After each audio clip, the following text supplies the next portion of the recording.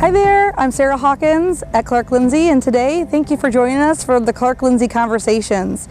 We are in our backyard here in the Masterpiece Gardens with our grounds crew, Randy. And Randy's going to talk to you a little bit about our milkweed and monarch initiative here and what we're planning to do here tomorrow with our new butterfly garden. So come along with me and we'll meet Randy. Good morning, my name is Randy Hauser and I am the horticulture landscape designer at Clark Lindsey Village. And we are here on a, Thursday morning. It's a beautiful day and we are going to talk pollinators at Clark Lindsey. And they're the same pollinators that are in everyone's yards, but we really want to celebrate what we have, what we've had for a long while, and then get people excited about it. So we're lucky enough to have a big an audience, and I'm betting that a lot of you already know what I'm going to share with you, but I'm going to share it with you anyway, mainly because I love the story of it. In the news, usually when anyone talks about pollinators, it's about monarch butterflies. To me, they're the poster child of pollinators. The main message is that pollinators are they're on the decline, especially monarchs. So we want to promote at least awareness of them, and then where you can, we want to promote the plants that we know they love and that, more importantly, they need. Do most of you know the monarch story? I'm guessing you, in a nutshell, you do. But it's a fascinating. I'll give you the quick thing. They make a journey from Mexico. That's where they overwinter. I have some props here. I'll take advantage of them. You don't need this, but this is the adult monarch. So in December, you would just see in parts of Mexico the trees dripping with them. That's where they overwinter. So that's interesting in its own right. But starting in early spring, their mode of keeping their species alive is to basically follow a trail of milkweed plants across the nation, all the way into Canada, through Illinois. Then they come back roughly the same path and land back in Mexico. It's an extraordinary story. It just seems outlandish. It seems like something that would be made for a movie. It's not the same monarch that leaves Mexico. There's, I think, 4 to 5 generations.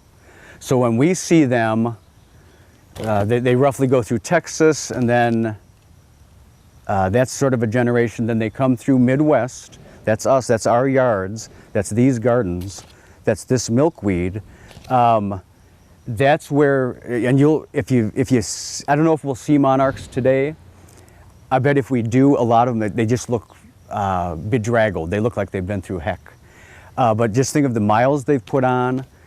We want them to lay their eggs. We want it to be easy for them to find milkweed to lay their eggs. The very interesting note, milkweed plants are the only plants that these caterpillars will eat. So they're not gonna, or that they'll lay their eggs on. They'll find the blossoms of these other flowers and they'll eat the sweet out of that for nourishment, but they are not going to be laying their eggs on those plants. So from your view there, it's a coarse looking plant, but that's milkweed. Roughly the only thing that's not a grass out in the field is milkweed.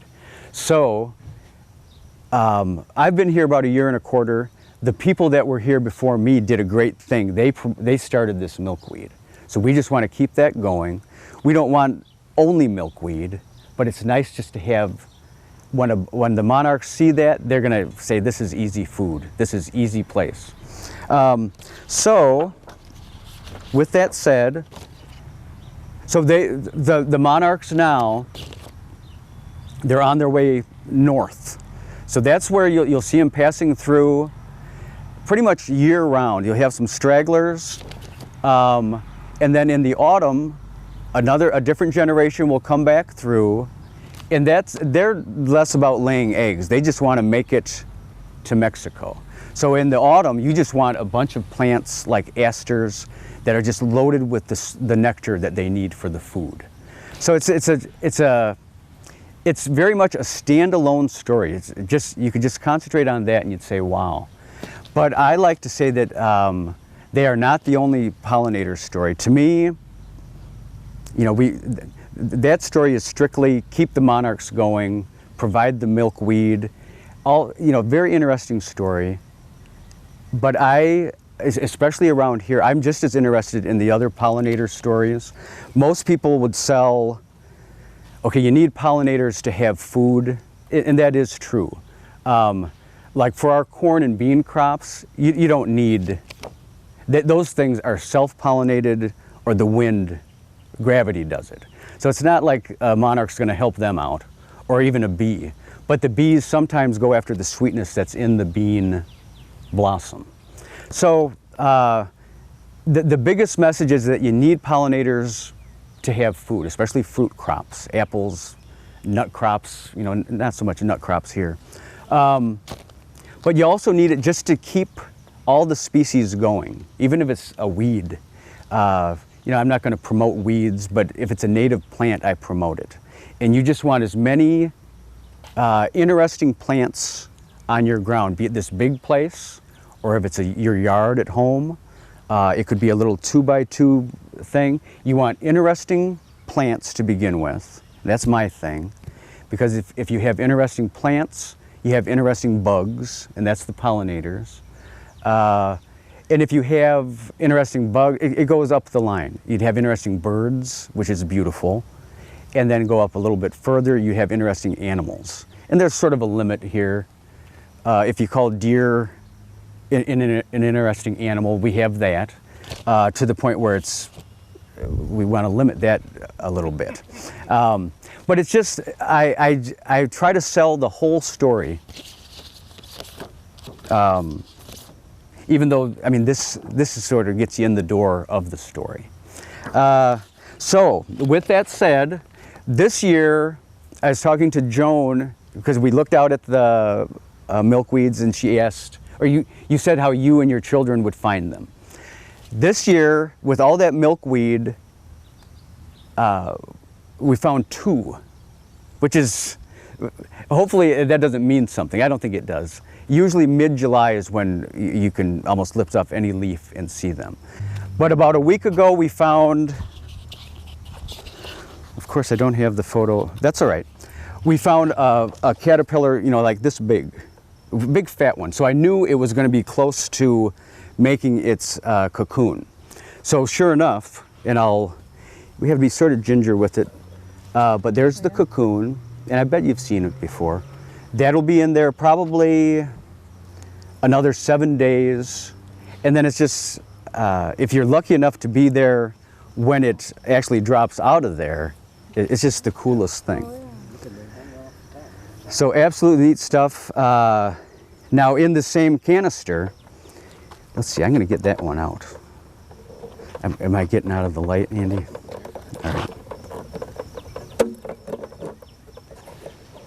One of the neatest things we do here, that I've seen here, I've really liked this topic for a lot of years, and most of my talks were with children, which is a wonderful audience. When I came here, the audience was different. It was a different audience. They were just as captivated with it. And to see some of the residents here release a monarch, pure gold. It's just neatest stuff. All right, I'm going to set this here. Yeah. Now, this photo I took, let's see, less than a week ago. At home, I live in the country, probably a lot of milkweed. And I'm looking out there, and I've only found one, and it was last week. But that was the size of it when I found it. So very, very small. That one was probably 1 or maybe a day out of the egg. And then what they do when they come out of the egg, they eat what's left of the egg. That's their first meal. And then they just commence just tearing into the milkweed. So, let's see, today is Thursday.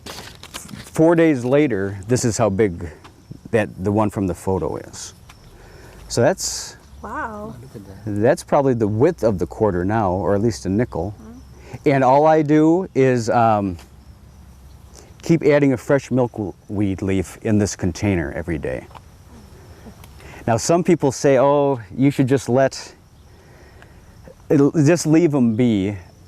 Here, what keeps me from doing that, one, I love showing it to people because I think it gets people on the right page. I think when you leave these out to nature, you maybe have like a 55 or a 60% success. There are things that eat these. I mean, some say that they eat milkweed because it makes them unattractive to other bugs and birds, but other things eat them. If I do this in here, I get like 90%. So I'll take those odds any day.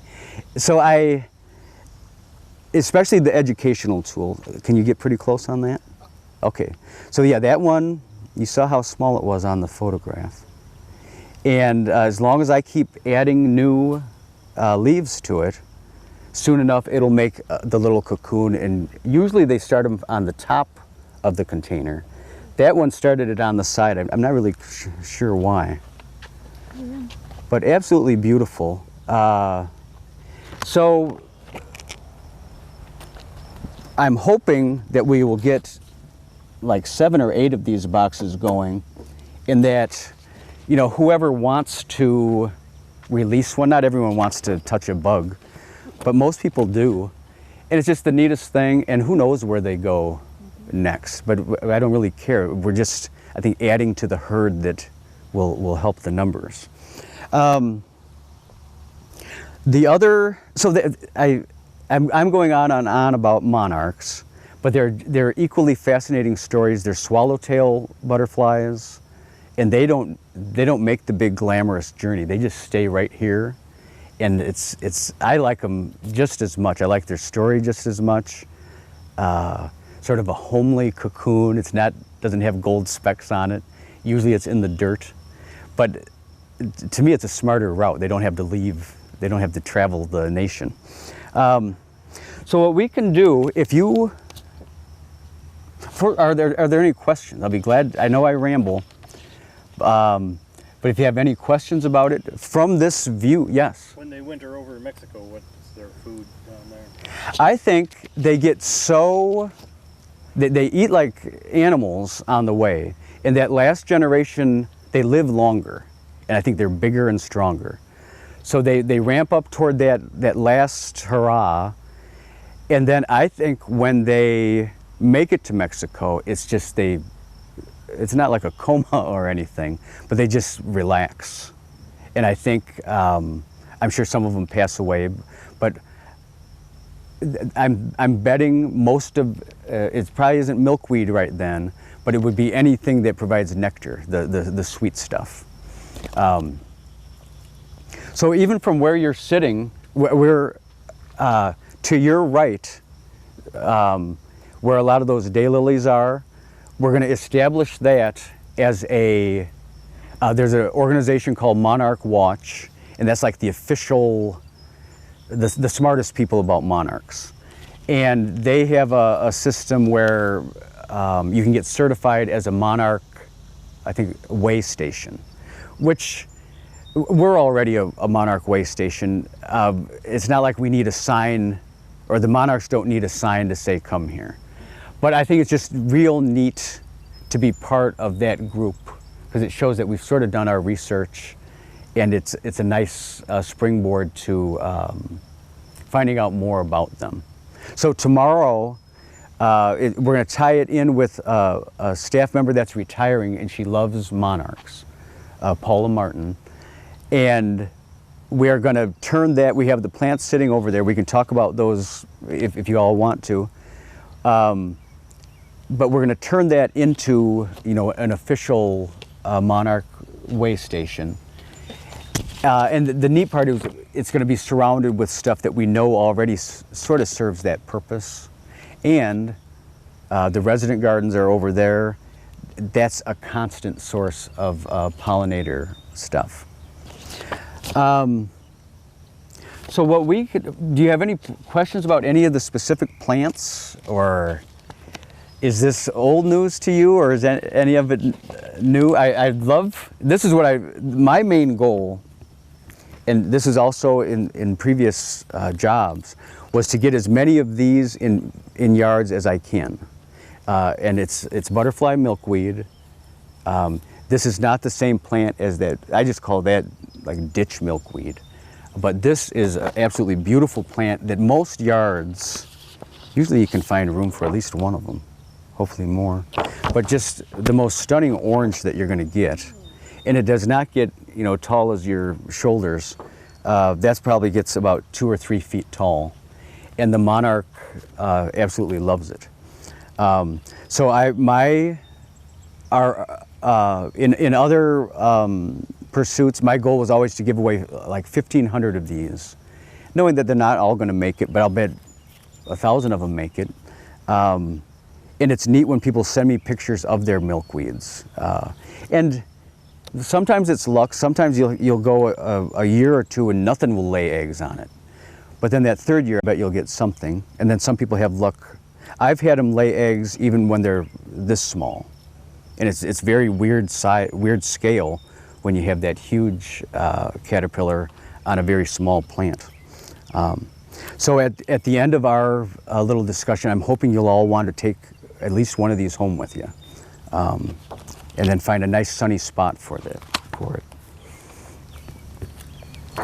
Now the other, I'm trying to think of things that you can see from right where you're at. Most of it,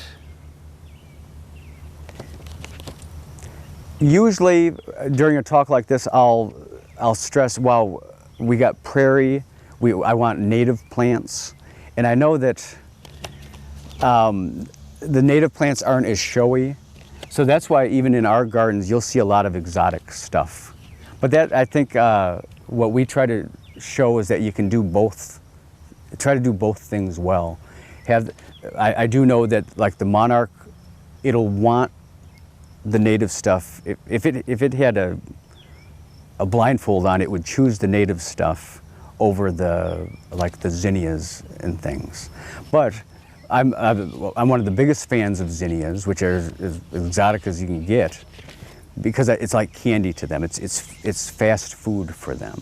So you'll see, not so much in this garden, but elsewhere, we go nuts with zinnias. Plus they're just very pretty. That tallish plant above, the red plant is Crocosmia. That is, monarchs don't care about it, but hummingbirds do. And technically a hummingbird is a pollinator because it's spreading the information from one plant to the next. So that is sort of a neat, that's an easy plant to have. The plant that's towering above it it looks like dill, but it's fennel, another, like a spice plant.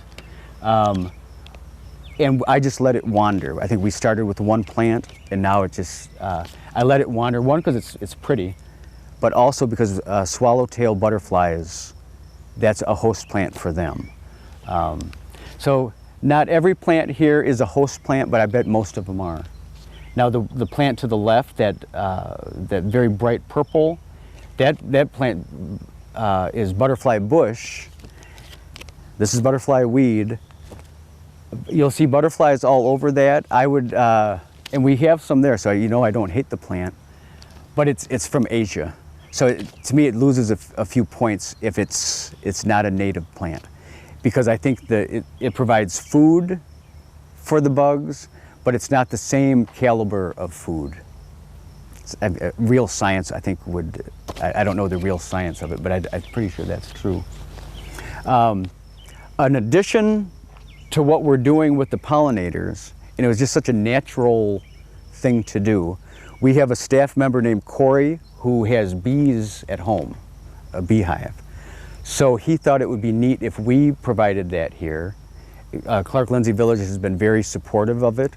So, and we did a feature on that not long ago. And I think in this view, Andy, you can see the hive. So this is our first year with that hive, and it's so far so good. Every 2 weeks, Corey will open it up, mainly to see if the queen is in there. It's neat to think, like when he's doing that, you could study those milkweeds and see the bees right on there. Sometimes bees, I think, have to go miles to find what they want. These have to go like 10 feet. But I know some of them do go a lot further. So that, it's just, now that bee is also a pollinator. It's also sort of a poster child for pollinators, but it's not a native. Those are all from, I think Germany is the source of the honeybees. And they're mainly here for the commercial gardening or commercial crop growing, fruits and such. So it's sort of a fine line of, I support them. They're not native, but without them you would not get the regular crops that a lot of the things need, a lot of the crop production. But it's just a beautiful thing. We can get as close to those as you'd like. Corey says it's a friendly hive. There's been a few stings, not to guests or residents, but we're happy to have them as part of the message of everything. All right, any questions on any of that? Or is there anything specific you'd like to go look at? Can you show us the flowers that you're going to put in? Oh, you betcha. Now, it'd probably be easier if you're comfortable just walking over here. Does that sound all right?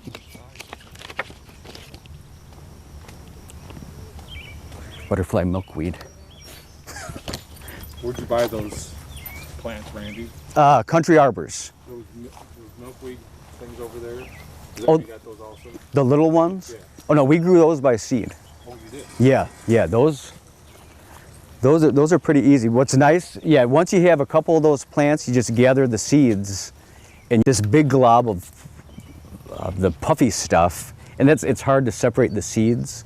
So all you do, someday we'll film this, Andy. You'll have like a can, a top to a garbage can, put all that fluff, and you throw a match in there, and it literally like explodes. So all that puff that goes away, and then you're just left with the seeds. So that's what we did right before planting the seeds of the plants that we'd love to share with you. So this is going to be an interesting site. I've referenced one, I wanted something near the bees, just because you could talk about everything in short order.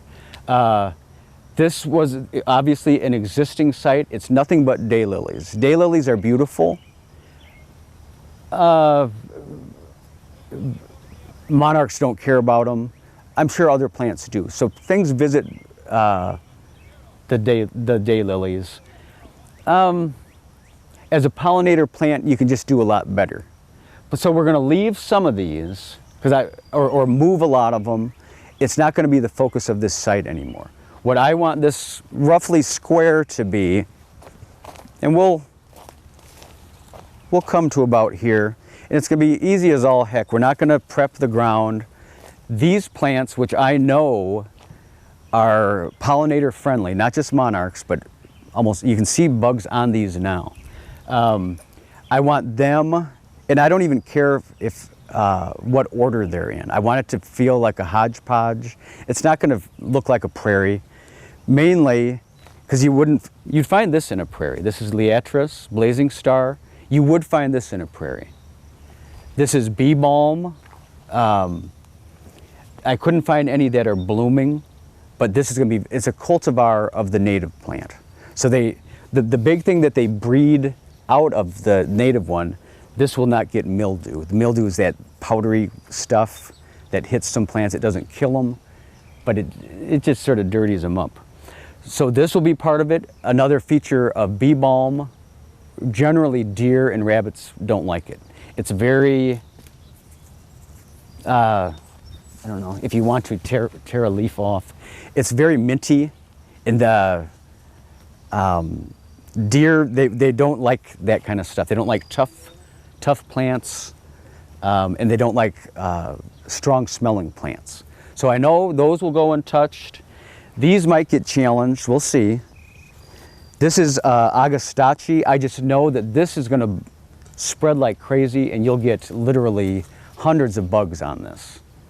You know, not just bees, but flies. I mean, they're all pollinators, so I support all of them. But this is going to probably be one of the centerpieces of it. Looks sort of narrow now, but it'll go that way. Here's another one. Again, I apologize they're not in full bloom, but the timing is everything. This is Purple Dome Aster. This is an important one, and what's nice about this one, regular aster that would be in the prairie would get like eye level, and I don't want that here. It's just not good for this setting, or for most home gardens. You don't want things that tall. So this is Purple Dome Aster, and it literally only gets about this tall with a nice mound to it. Same beautiful flower.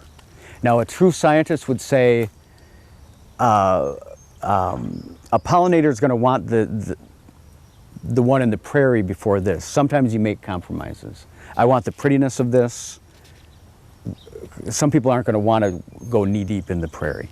But this is a very beautiful one. It blooms in the autumn. Real bright flower, and I know that's hard to see, but beautiful bright flower. And this one is important because of that autumn bloom. It's when the monarchs are heading back south. So this is, I want them to just feed off this like crazy. They're not going to lay eggs on it. I just want them to eat it, because that's really when that last generation is trying to get big and strong. This one is, I just call it threadleaf coreopsis.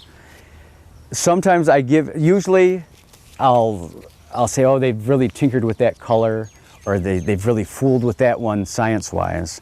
Sometimes my background is painting, so I'm still a sucker for pretty colors, and you're not going to find this in nature regularly. But I do want this here. I want interesting plants. This is an interesting plant, and I know from experience here, deer will not prefer this plant. So this, what you're seeing here, is basically the skeleton of this garden. We'll put these in tomorrow, and then there's going to be all kinds of gaps where we will plant zinnias. I'll put dill in here, swallowtails like that. A lot of the stuff will overseed year to year, volunteers. I'm going to count on the volunteers. So every year, even though these plants will be sort of the feature, it's going to still look different because of the volunteers and the other things that we add. I already know we're going to be challenged by deer. They're going to, at some point, they're going to be hungry enough to sample the bee balm. Luke, could you give me that canister of stuff? I don't know if you guys have dealt with deer and rabbits and such, and if you've had wonderful luck with something, tell me. What we just try to keep them guessing. Like behind us, you'll see these wind spinners. I thought, well, they're going to hate the sound of that and the movement. They hated it for about a month and a half. Then I think it lured them in. But just like all of you guys, I'll try anything once. Deer scram, they all have clever names. The one that I've had the most luck with we're out of, but it's the same idea. Most of this is blood meal. They don't like it. I think they can get used to it, but they'd go somewhere where this stuff isn't. So we'll put a nice border of this around, and it seems to work unless they're just weirdly fascinated with some plant.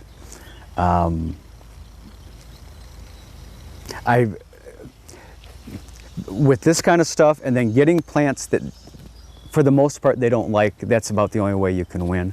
I'm not gonna, I mean, that area is fenced. That little fence does nothing. They just walk over the fence.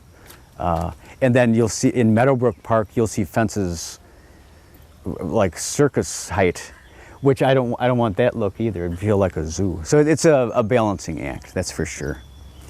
Neither the deer and me, neither of us totally win, but we sort of coexist. All right, Luke, am I missing anything? Or Sarah, is there anything else you want me to touch on? I've heard that some milkweed smells really good, and others don't. Does the milkweed out here smell really good, or is it the ones that you're going to give out today? Or I don't think any of them, to my, really? I don't think any of them are say, wow, that smells nice. Really? Okay. The orange one, I mean, to a human, I don't think it does. Okay. To the bees, I think it does, or to the other things. I think there is a mild, when I'm walking through milkweed, I can smell it. I don't know if it's from the flower Okay. or the plant itself, but it's, if there's a scent, I think it's sort of subtle. Oh, okay. But some of these other plants, like that butterfly bush, that has a scent. I mean, it smells like a human would eat it. Or so that is a good point. In any of these gardens, I do want stuff that that you can smell. All pollinators aside, usually we want things you can smell during the season, touch if you want that. I like what some of this stuff looks like, even with wind going through it. It doesn't have to be just that the boldly colored flower. So have you looked today on the leaves for anything? Can people go out and look? Oh yeah, well, Luke and I did. We thought we want to show more than these two things. Yeah, you're more than welcome to look. I'll show you what I sort of look for. I won't be surprised if you find some, but I didn't find any today. But let's see.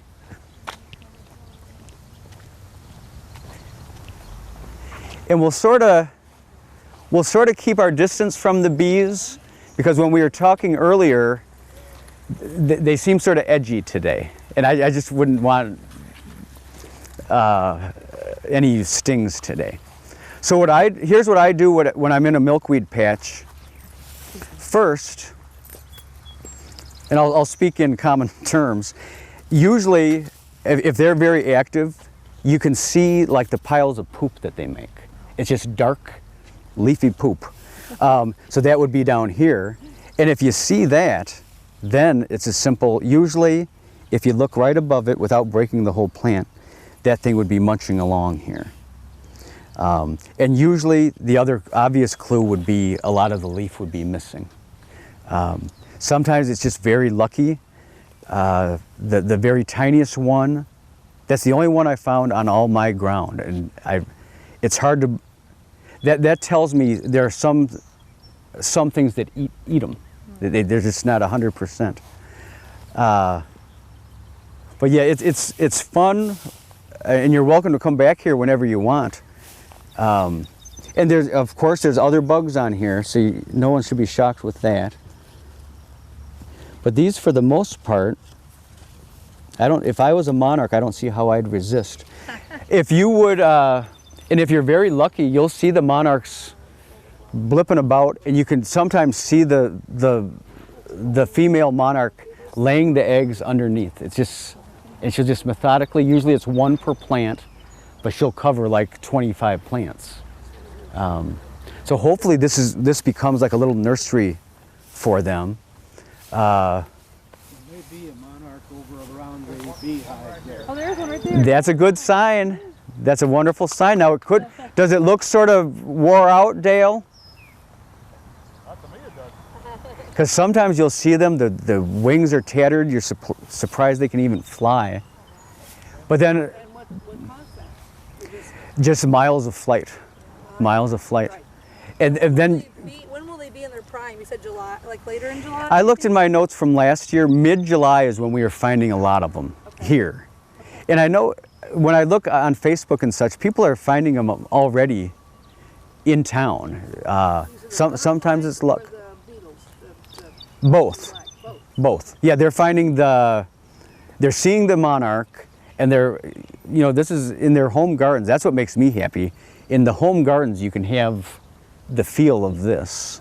But yeah, I've seen all kinds of photographs of the eggs, the baby ones. So I know we'll get some. At least right here, we haven't got the big flush of them yet, but I expect it. That milkweed plant right in the middle there has Yes. considerable damage from caterpillars. Well, I'm glad you mentioned that, because that is one of the things I look for. And then when I look underneath, I say, oh, I don't see a caterpillar. I think, even though Mostly it's the monarchs that feed on this. There are other bugs that do feed on it. And I don't know if they get the same quality of being like they have the poison in them and then they can sort of resist predators. I think I just call these milkweed beetles. I mean, there's a ton of these. And I don't think they're bad, but I think at some stage of their life, they eat this. But that is absolutely beautiful, actually. You caught a mating moment, but that's all right. They got shy. Now I want to smell one to see if there is a scent. I think it's a pretty plant. But for like a home garden, it's sort of coarse. I mean, but to each his own. If you have other plants to support it, I think it's great.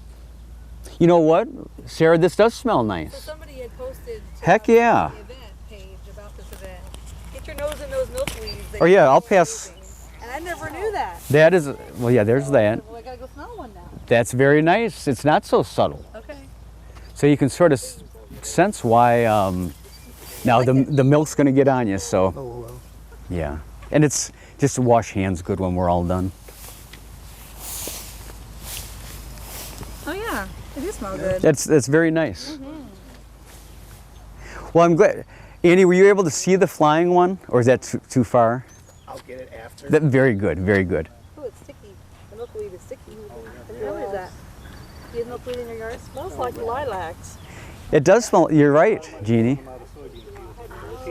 Oh, okay. He smells this is great. I think that's I've never had it. So I guess I'm welcome to any more questions. I guess in closing, I love that we love the monarchs, and I hope people walk away knowing that there's a lot of other sort of neat stories to love, and they're just one of the loudest stories, I guess. So I do have whoever wants a baby milkweed plant. I'd be happy if you took one.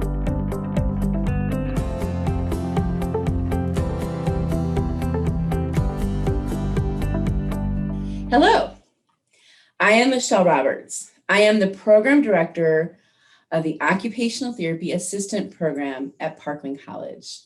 And I'm excited to be here today to introduce you to CUI's exercise. And what this is just a couple little exercises you can do from a seated position. And that we're going to work on breath and some stretches. So sit back in your chair, your back against the chair, feet flat on the floor. And I'm going to have you take your arms out. Your arms are like your wings of the owl. The owl is part of our logo. So your wings of the owl, you're going to bring them out to the side. And you're going to bring them up and take a deep breath in as you go up. Only go as far as you comfortably can go. No pain with this. Breathe in. Turn your palms down and breathe out. And move slowly. We're gonna do that again. And you're gonna breathe in peace, joy, and then let out anything negative. You're gonna breathe in wisdom of the owl. And just let it all out.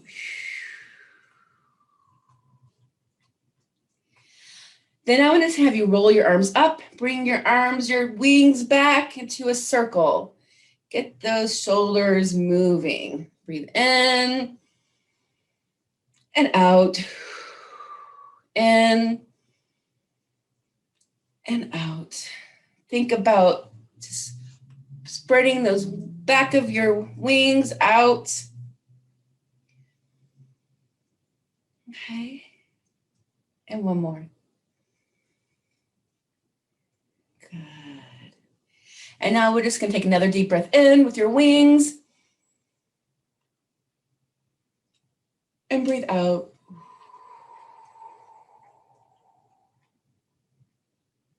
Another thing that owl does is he looks around, right? So you're going to just look around your environment to the right. Just look at what's around there. To the left. Just moving only your head as comfortably as you can. back to center. You can look up. As long as it doesn't cause you to be dizzy, be careful with that. And look down. Come back up. And then lean your head to one side as well as comfortable. And then the other side. And that is your CUWISE exercise. I hope you felt some blood moving through your arms and you got good deep breaths and you have a little peace and wisdom. Thank you for watching. Thank you for tuning into CUWISE TV. We hope you enjoyed the show. This video can be accessed anytime on youtube.com. In the YouTube search bar, type in UPTV6 and look for their microphone logo. We hope you will join us again next week for more local, engaging content designed specifically for Champaign County older adults. Take care and stay safe.